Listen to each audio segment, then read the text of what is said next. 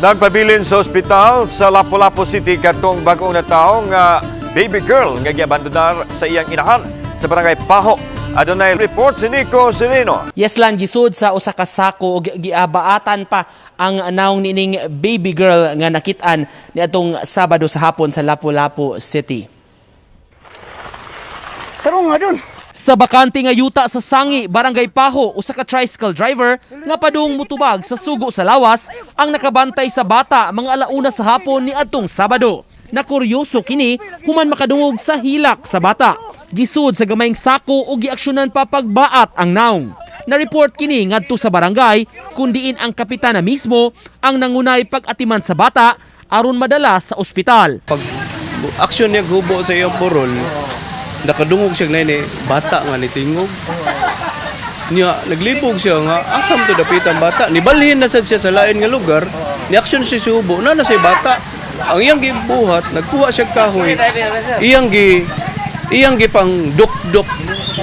Iyang gipang dukdok ang kuan nga naabay mo react. Bana-bana sa mga otoridad, kapin sa simana pa human gihimugso ang baby girl. Ana-ana siya karon giatiman sa Lapu-Lapu City Hospital. Nagka-impeksyon ang bata ug giingong nagka-sepsis ug nagka-jaundice, maong gi-monitor ang iyang kondisyon. Nabantayan sab nga may mga samad ang bata sa buko-buko niini. Nana siya laboratory, magpa-blood culture siya o TB test. Nya ipa-check man dyan ang bata before na ipagawa sa CSWD.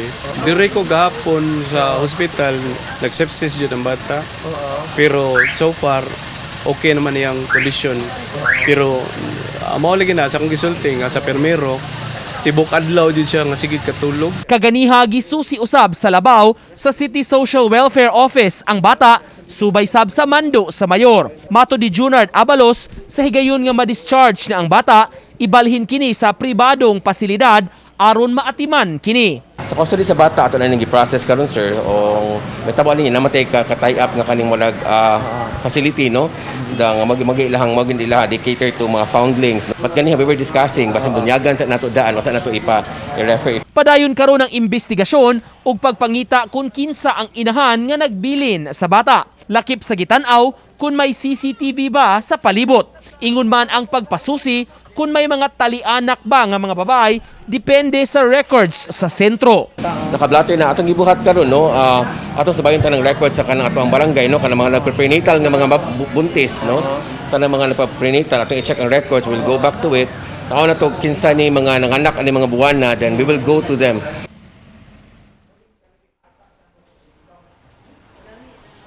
Sa pagkakaroon lang, daghan na kuno ang mi-express og interes sa pagsagop sa maong bata apan gipasabot sa CSWD nga musubay og taas-taas nga proseso ang adoption process. Lan? Daghang salamat Nico Sereno.